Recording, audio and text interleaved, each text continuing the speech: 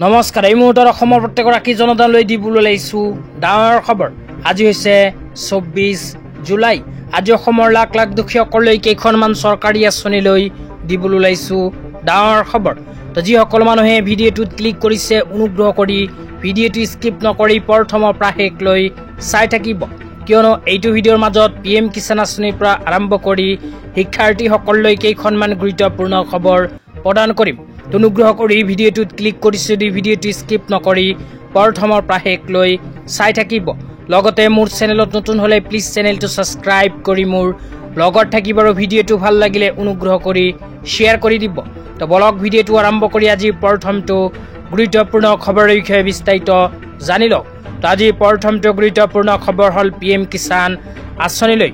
তো যিসকল কৃষকৰ নাম PM কিষাণ আঁচনিত অন্তৰ্ভুক্ত হৈ আছে সেইসকল কৃষকে যদি এই 4খন কাম কৰা নাই তেন্তে PM কিষাণ আঁচনি 20 নম্বৰ কিস্তি 2000 টকা নাপাব। তো কোন 4টা কাম যদি জানিব বিচাৰে তেন্তে অনুগ্ৰহ কৰি ভিডিঅ'টো স্কিপ নকৰি প্ৰথমৰ পৰা শেষলৈ চাই থাকিব।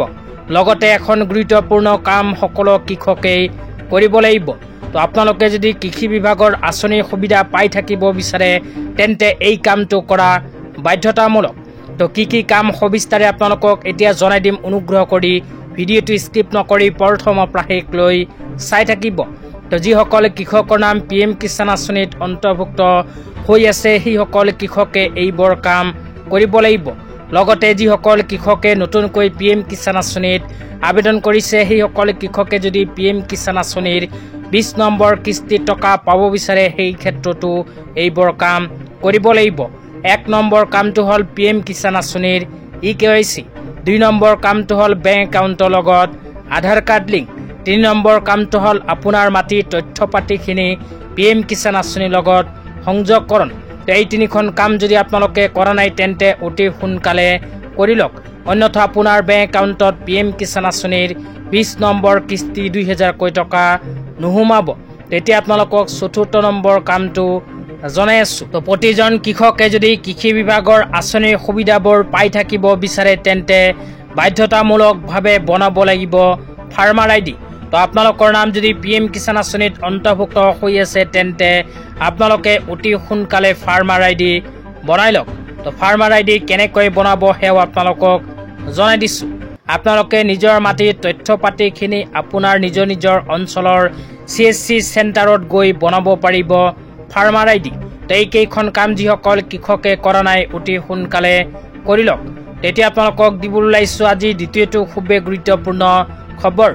আজি দ্বিতীয়টো গুৰুত্বপূৰ্ণ খবৰ হ'ল শিক্ষাৰ্থীসকলৰ বাবে। অসম চৰকাৰে যোৱা 10 জুলাই তাৰিখে কেবিনেট বৈঠকত অসমৰ শিক্ষাৰ্থীসকলৰ বাবে এনেকৈ এখন গুৰুত্বপূৰ্ণ সিদ্ধান্ত গ্ৰহণ কৰিছে।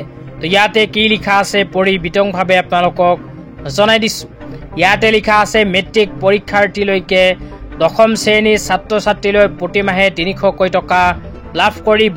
এই অভিনৱ আঁচনিৰ দ্বাৰা উপকৃত হ'ব 4.35 লাখ শিক্ষাৰ্থী। প্ৰতিগৰাকী ছাত্ৰ ছাত্ৰী বিশেষকৈ দৰিদ্ৰসকলৰ শৈক্ষিক আৰু পুষ্টি নিশ্চিতকৰণৰ বাবে এইখন আঁচনি আৰম্ভ কৰিছে অসম চৰকাৰে। তো ইয়াতে কোৱা অনুযায়ী যিসকল শিক্ষাৰ্থীয়ে 2025-26 বিত্তীয় বৰ্ষত মেট্ৰিক পৰীক্ষা দিব সেইসকল শিক্ষাৰ্থীক অসম চৰকাৰে মেট্ৰিক পৰীক্ষা 6 মাহৰ পূৰ্বৰ প্ৰায় প্ৰতি মাহে 300 টকা প্ৰদান কৰিব। লগতে কোৱা হৈছে এইখন আঁচনিৰ জৰিয়তে অসমত প্ৰথম পৰ্যায়ত 4,35,000 শিক্ষাৰ্থীয়ে নিজৰ নাম অন্তৰ্ভুক্ত কৰিব পাৰিব আৰু মেট্ৰিক পৰীক্ষা 6 মাহৰ পূৰ্বৰ প্ৰায় নিজৰ বেংক একাউণ্টত প্ৰতি মাহে 300 টকা লাভ কৰিব পাৰিব। 6 মাহত সৰ্বমুঠ অসম চৰকাৰে এইখন আঁচনিৰ জৰিয়তে 1,800 টকা শিক্ষাৰ্থীসকলৰ বেংক একাউণ্টত প্ৰদান কৰিব।